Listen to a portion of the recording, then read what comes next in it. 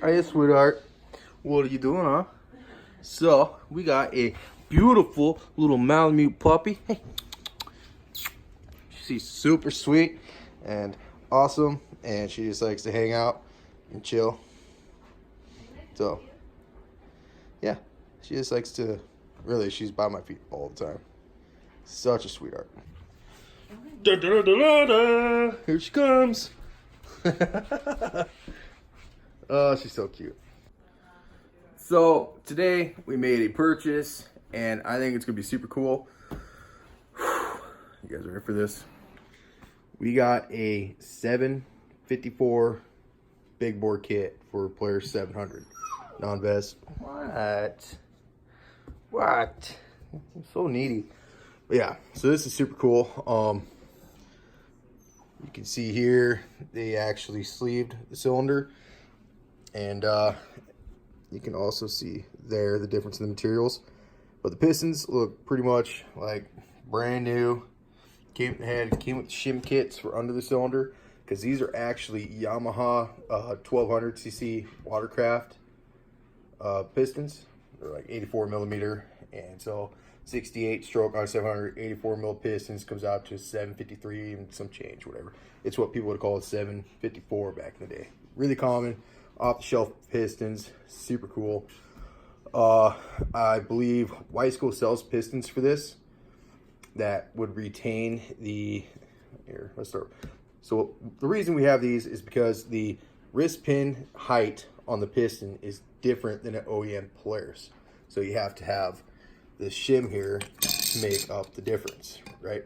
But Weisco sells pistons that I believe the wrist pin is in the correct location for a stock 700, in which I would not need this. But these pistons look brand new, so we're just gonna send it and see what happens, because I have the 98 motor out of that sled we've been building sitting around, and I think it is a perfect candidate for a big bore project.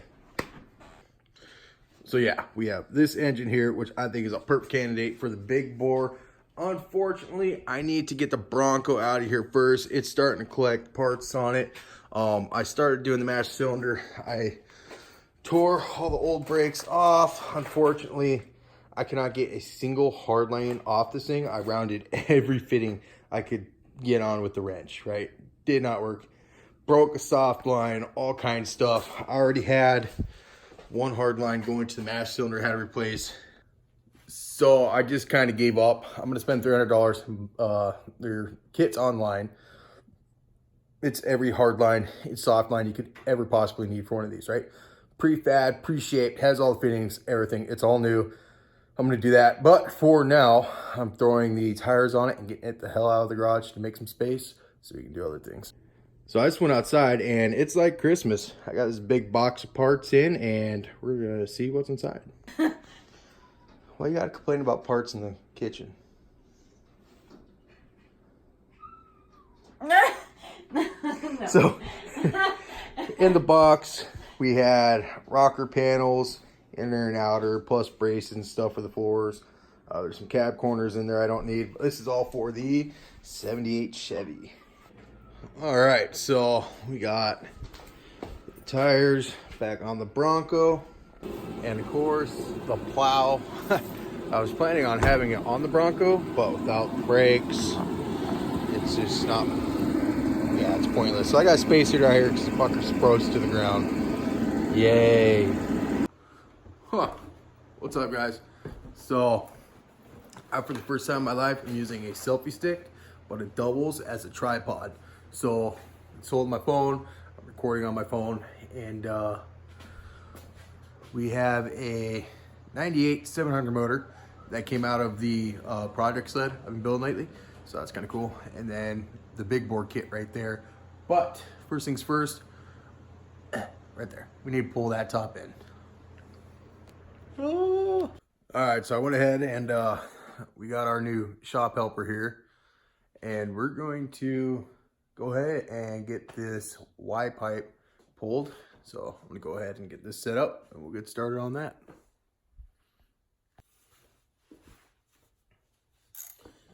So I'm just actually using a bit into a 1/4-inch socket with a 1/4-inch drive ratchet to break all these loose and get them out of here.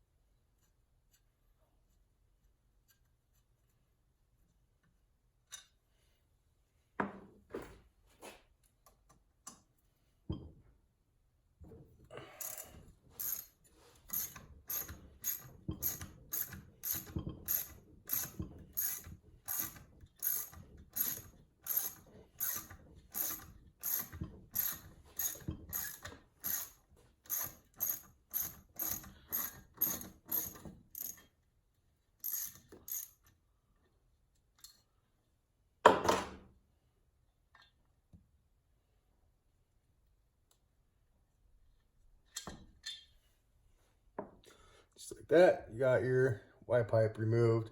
On these old big blocks, it's just 6 screws. I don't remember the exact Allen size. I'm actually using a totally wrong tool. I got a T40 on here. Also works as long as you have a good one. Not really recommended though. Okay. After that, next thing I want to do is remove my thermostat housing right here. Takes 2 10mm bolts.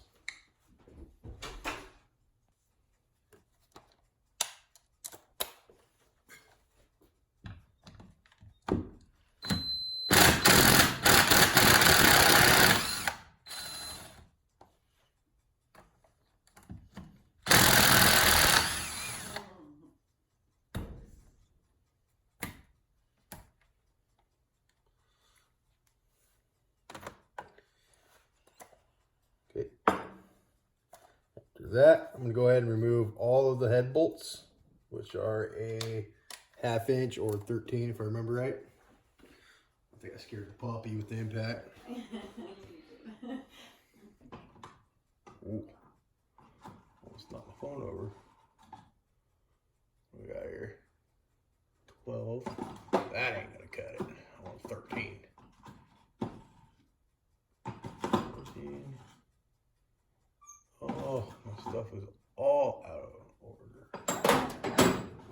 1/2 inch. That should work.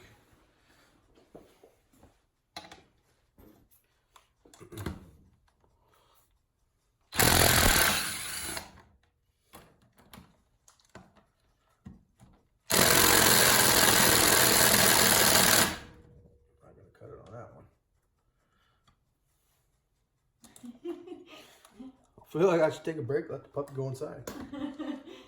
Pull the thing. I need more juice. Alright, this ain't gonna cut it. I'll be right back because I gotta break all these loose by hand.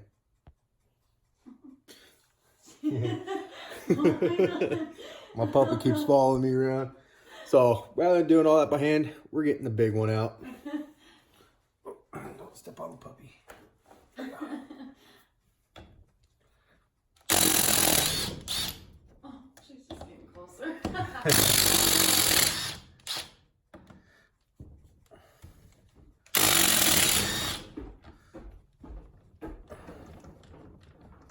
Let go.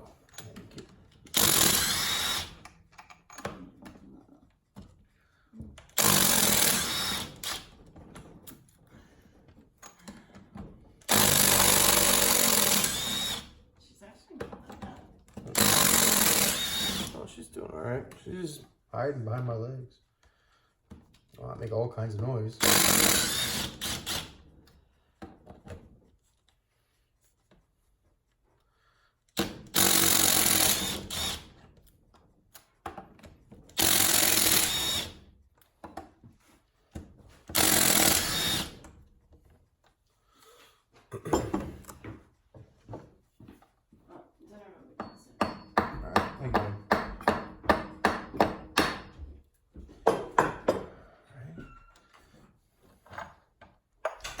Just like that.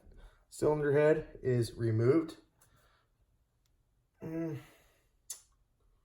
not seeing any signs it's been blown up in the past. Need somewhere to put this.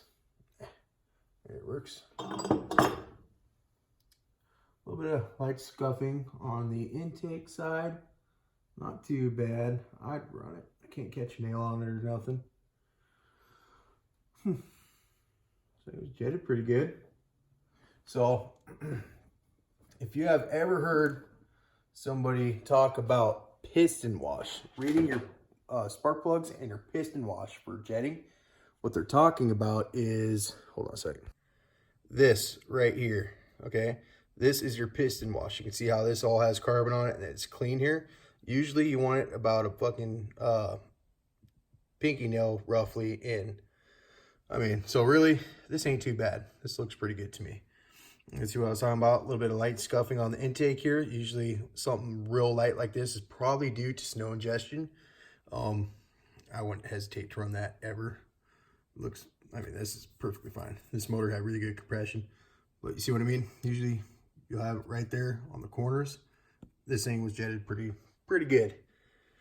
So next, pulling cylinders. And before anybody thinks I'm being cruel to the new puppy by making all sorts of noise, she's doing just fine, I swear. She's just super chill mode. All right, guys, for this next part, we're gonna go ahead and pull the cylinders. So what you're gonna need is a 9/16 good old handy wrench. You're just gonna basically just take all the nuts off. There's 4 on each cylinder on these big blocks.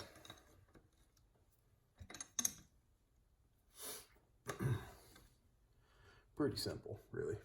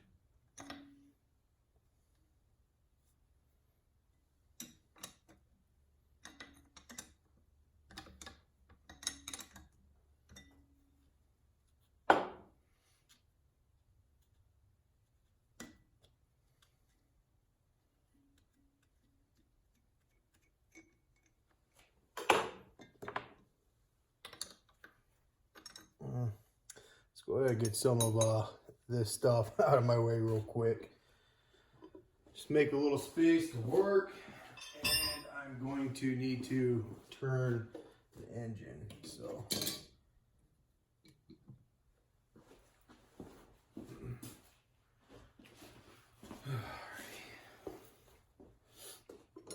oh, what's up, puppy dog? Huh? What you doing?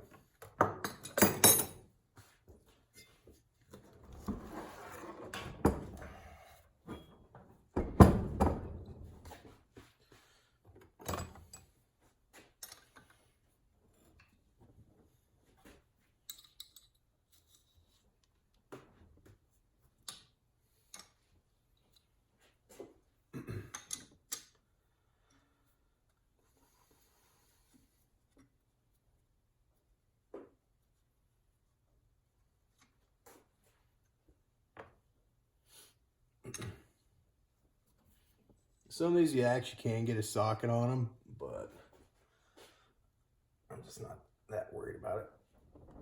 Oh man, this one's on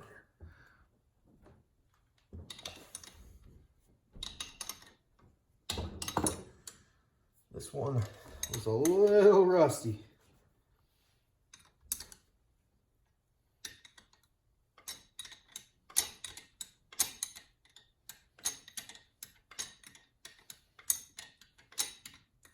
I'll tell you what though, it feels good to be working on an old big block again. I do love these engines. They're super user-friendly, super reliable. They make pretty good power. I mean, bone stock, this is like mid 120s for horsepower. Not too bad for a super old motor. Tap this ever so lightly.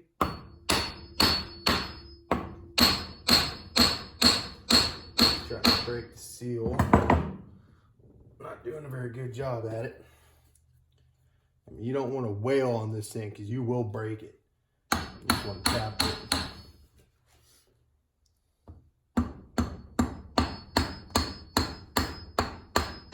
Looks like got her.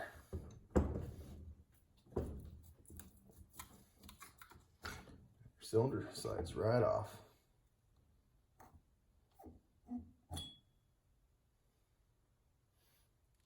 Just like that.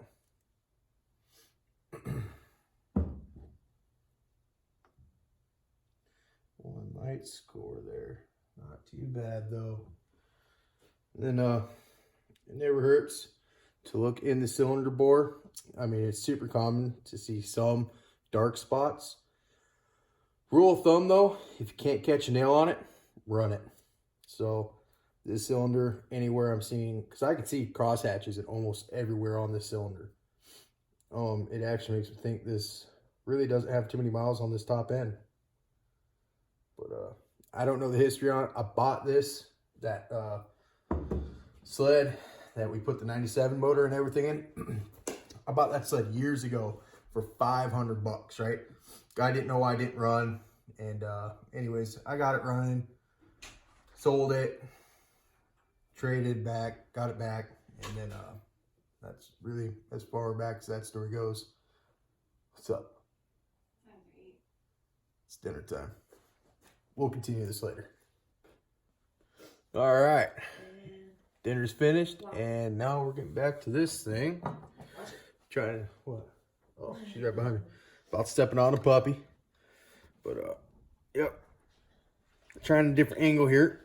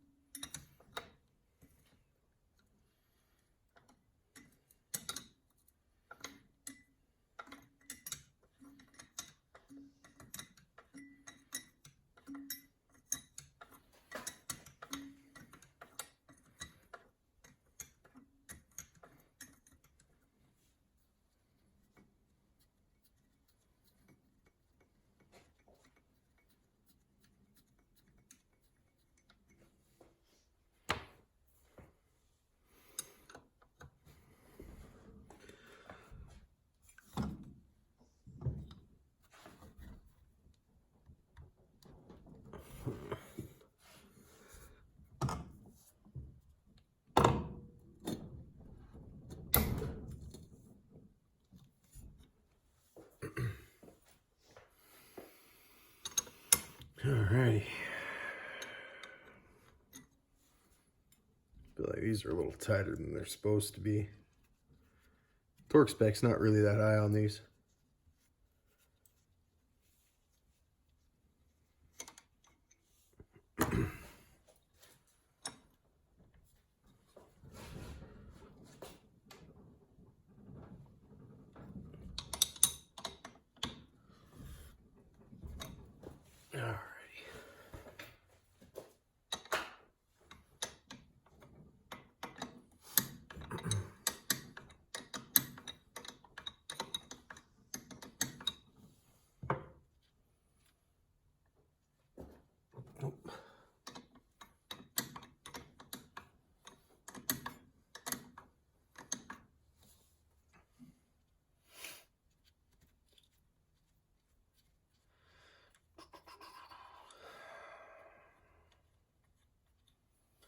Alright, well, those are off just like the last one.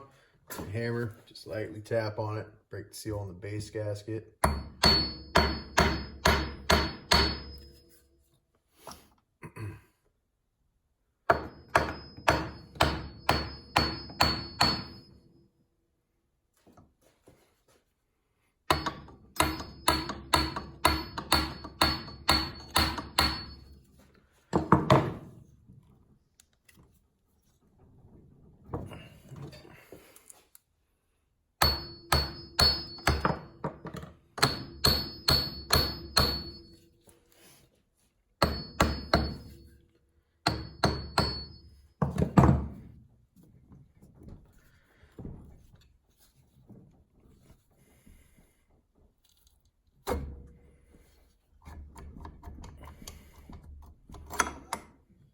Perfect.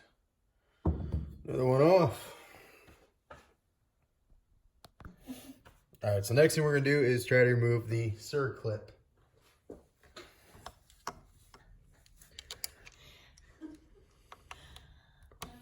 So I don't know. Usually you can just put something in here, try to rotate it, and get it pop out of its groove. Preferably without stabbing myself.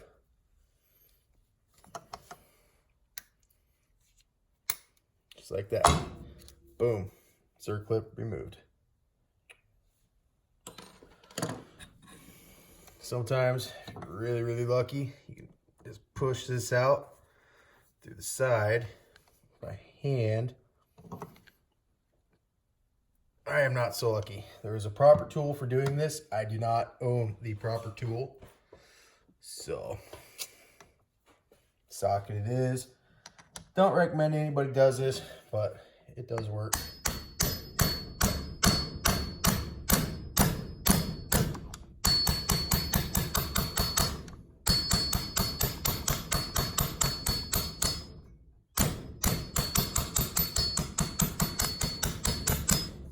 You don't want to go like crazy and just beat on it. I'm just tapping on it.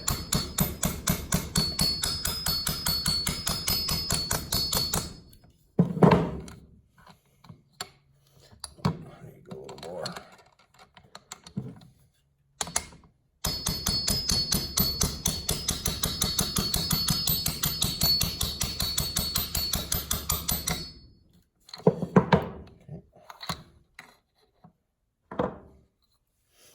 That is the not correct way to pull a piston, but it works. So take it for what it's worth.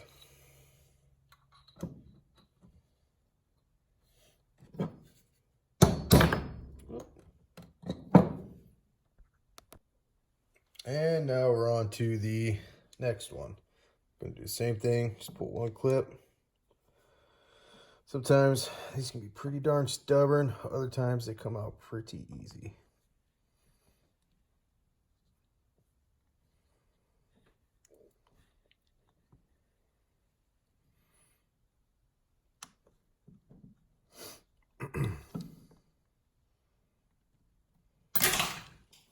Well, that one shot out. So, yeah, you gotta be ready for that. Try this again. That one started moving by hand. Snug up though. All right. Back to the absolutely wrong way to do this, but works. They do make a tool that actually, it's got a threaded end that goes through the wrist pin. It has a thing that goes on the back side and it pushes on the piston, and you turn it back here and it'll pull the wrist pin into the tool. That's how you're supposed to do it. However, this is how we're doing it. Again, not beating on it, just light taps.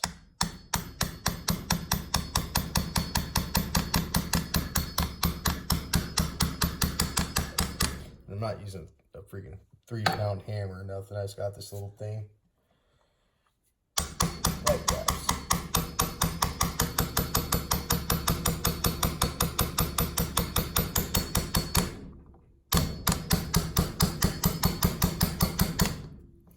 This thing sure is stubborn.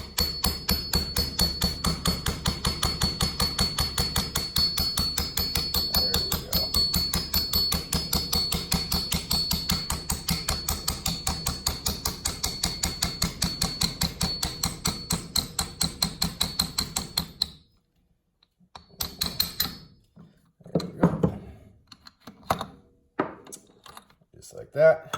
That is a complete top end removal on a big block 700. Super simple, not a lot to it. You don't need any special tools really. I mean, unless you want the one for doing the wrist pin. Other than that, it's your basic tools. I mean, 1/2 inch, 10 mil, 9/16. There's nothing special to it, guys. So that's it for this one. And next video, we're gonna come in and we're gonna try to Dremel this out a little bit to make it accept the big bore cylinders. Hell yeah, see you then.